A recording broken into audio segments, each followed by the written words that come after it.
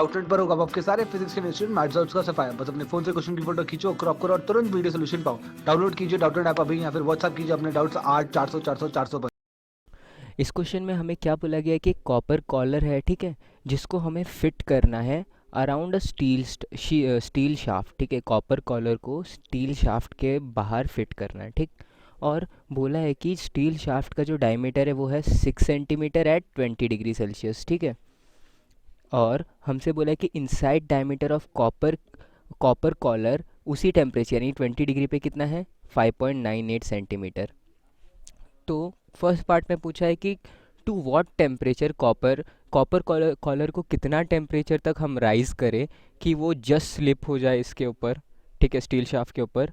और मतलब ये हम अज्यूम कर रहे हैं कि स्टील शाफ्ट जो उसका जो टेम्परेचर है वो कांस्टेंट 20 डिग्री रह रहा है, और यहाँ हमें अल्फ़ा ऑफ कॉपर दिया है। तो चलिए फर्स्ट पार्ट देखते हैं कैसे करेंगे।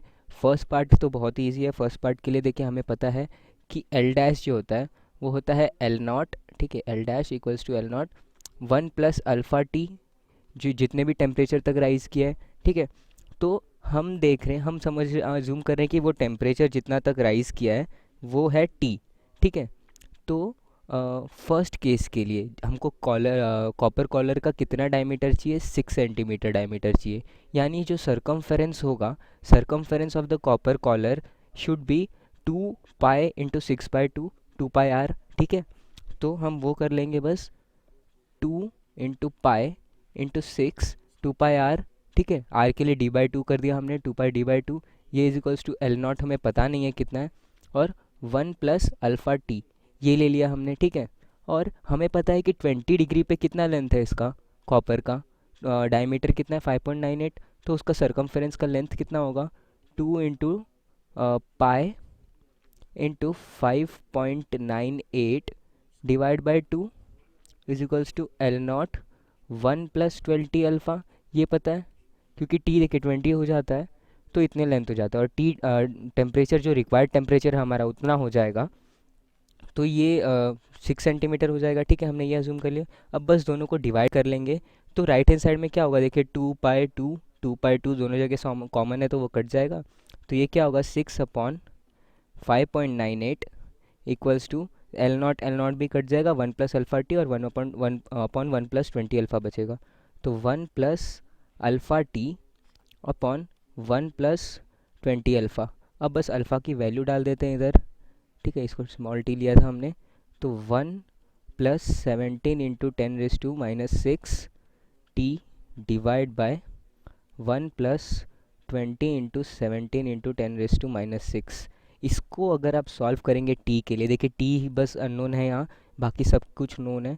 तो टी के लिए आप सॉल्व करेंगे तो टी की वैल्यू क्या आ जाएगी आपको पता है, 216.8 degree Celsius, which is almost 217 degree Celsius, क्योंकि ऑप्शन में दिख रहा है हमें 217 डिग्री सेल्सियस। तो ऑप्शन सी जो है अपना वो करेक्ट हो जाएगा, ठीक है। ये हो गया फर्स्ट पार्ट। अब सेकेंड पार्ट में क्या बोला है कि tensile stress in copper collar जब उसका टेम्परेचर 20 डिग्री हो जाता है, ठीक है। और ये देखिए हमको मॉड्यूलस दिया है, स्ट्रेस का मॉड्यूलस दिया है कितना, 11 × 10⁻10 न्यूटन पर मीटर स्क्वायर।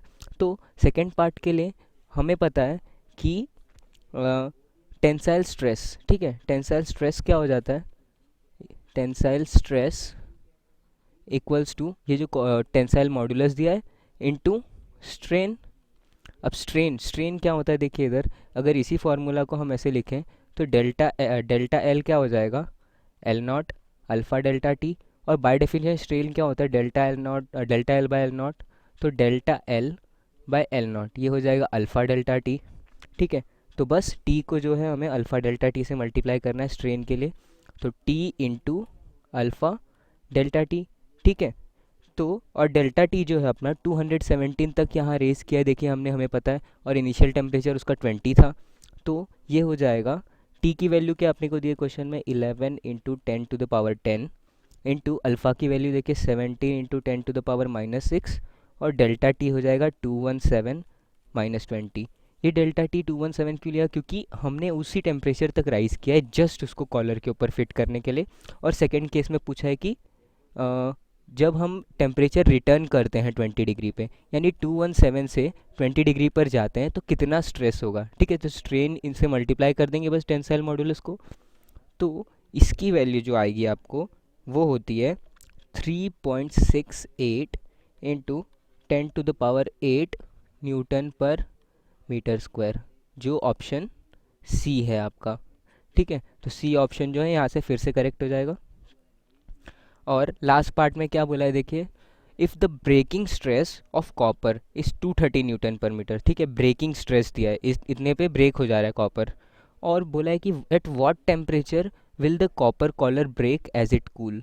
तो फिर ठीक है, हमें देखना है कि कितने टेम्परेचर पे ये कॉपर कॉलर जो है ब्रेक हो जाएगा, अगर ब्रेकिंग स्ट्रेस इतना दिया है।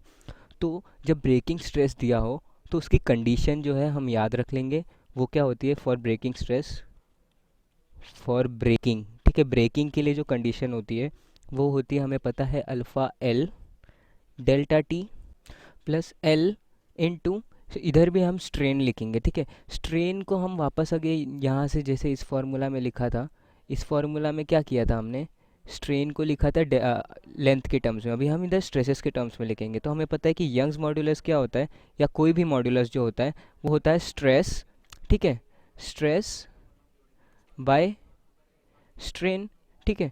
तो यहाँ से स्ट्रेन जो होगा वो होगा स्ट्रेस अपॉन मॉड्यूलस, यहाँ पे देखिए थर्मल टेंसाइल स्ट्रेस का मॉड्यूलस दिया है, तो हम लिखेंगे स्ट्रेस बाय टी, ठीक है। तो एल इंटू जो भी ब्रेकिंग स्ट्रेस है अपना, स्ट्रेस बाय टी, और इसको हम ज़ीरो को इक्वेट कर देंगे ताकि स्ट्रेसेस जो है ज़ीरो हो जाएंगे ब्रेकिंग की वजह से, ठीक है। ये जो है, ये जो है उसमें स्ट्रेसेस की वजह से आया, जो इलोंगेशन की वजह से स्ट्रेसेस आते हैं वो है, और हमने यहाँ पे स्ट्रेन लिख दिए, स्ट्रेन प्लस ये भी स्ट्रेन है, एल इंटू स्ट्रेन, वही किया हमने, ठीक। अब इसको बस ज़ीरो से इक्वेट कर देंगे और डेल्टा टी की वैल्यू निकाल लेंगे। तो यहाँ से डेल्टा टी की वैल्यू निकालने के देखिए, अब एल एल कट जाएगा दोनों जगह से, तो ये क्या होगा, माइनस स्ट्रेस की वैल्यू क्या दी है अपने 200, ठीक है, 200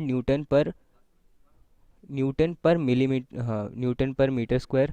तो 230 into divide by 230 divide by 17 into 10⁻⁻6 into 110 into 10⁹ newton per metre cube, ठीक है। इतना है ये 11 इंटू 10⁻10 को हमने 110 इंटू 10⁻⁻6 लिख दिया, और यहाँ 10⁻6 हो जाएगा। एक्चुअली क्वेश्चन ये गलत दिया है, यहाँ न्यूटन न्यूटन पर मिलीमीटर स्क्वायर होना चाहिए, तो इसलिए ये 10⁻6 से मल्टीप्लाई कर देंगे यहाँ पे, ठीक। तो फिर बाद में यहाँ से डेल्टा टी जो होगा अपने को वो आ जाएगा -123 kelvin, which is equal to -123 degree Celsius. Delta T देखिए डिफरेंस है, अब केल्विन में लो या डिग्री सेल्सियस में लो, डिफरेंस तो सेम ही होगा, ठीक है। और हमें पता है कि टी इनिशियल जो है 217 डिग्री है, उधर से हम कूलिंग करते हैं, ठीक है, और कूलिंग की वजह से ये ब्रेकिंग होता है, ठीक है। तो T F minus T I ये होता है डेल्टा टी। तो यहाँ से टी एफ क्या होगा अपना, T I plus delta T. तो टी आई क्या है, 217 प्लस -123। तो इसको आप कैलकुलेट करेंगे तो इसकी वैल्यू आ जाएगी 94 डिग्री सेल्सियस। तो 94 डिग्री सेल्सियस जब टेम्परेचर होगा तब आएगी, तो फाइनल आंसर अपना ये 94 हो जाएगा सी का।